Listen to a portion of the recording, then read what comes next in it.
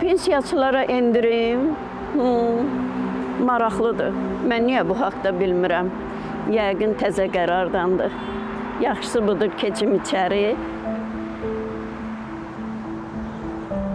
Salam qızım. Şüşədə yazılıb ki, pensiyaçılara endirim var. Mən də pensiyaçıyam. Mən də endirim edərsiniz.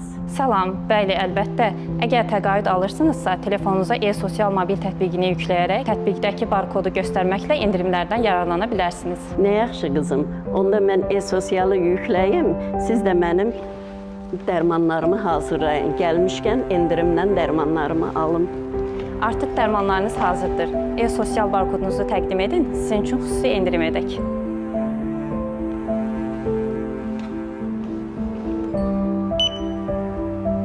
Buyurun. Çox sağ olun qızım. Nə yaxşı ki, biz pensiyaçıları fikirləşib endirimlər edirsiniz. Sağ olun.